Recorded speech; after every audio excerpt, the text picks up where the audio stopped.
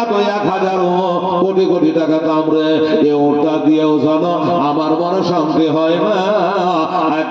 এক গোটা সোনার একটা গোটা দিয়ে বলল এটা নিয়ে যা ও হালেমা। আর যেদিন তার তো চিরদিনের জন্য খোলা, অভাব অনটন মানুষের হতেই পারে, আপাত বিবাদের মানুষের হতে পারে, তবে হালেমা রে এই দরজা তোর জন্য চিরদিনের জন্য খোলা। এই কথা বলে হালেমা উঠলে নিয়ে নিজের দেশে চলে গেল। হালেমা নিজের বাড়ি চলে গেল। ও ভাইরা বাবারা, আমাদের বাড়ি যাওয়া দরকার। হাদিসে 12টা বাজছে, পহিলা রাত্রি আছে।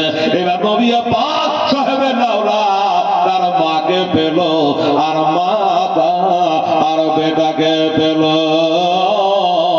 মা বেটাকে বেটা খুশি হলো, আর বেটা মাকে পেয়ে বাবা খুশি হয়ে গেল, দাদুকে পেয়ে বাবা খুশি হয়ে গেল।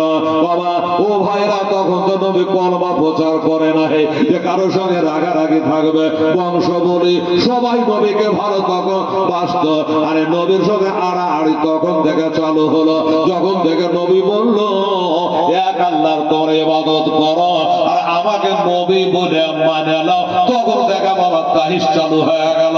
এবার যুদ্ধ শুরু হয়ে গেল, মারামারি হানাহানি শুরু হলো। তার আগে মক্কাবাসী আমার নবীকে ডাকতো বাবা আল আমিন বলে।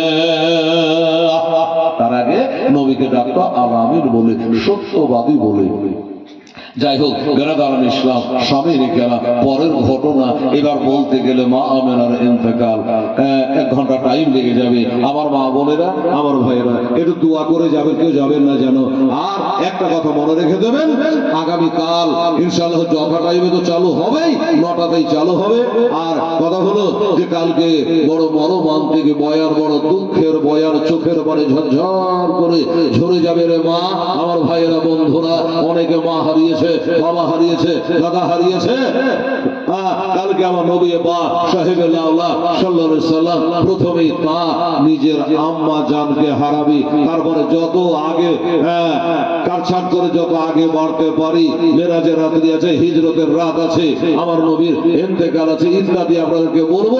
দোয়া না করে কেউ যেন উঠিস নি বাবা। আমার মা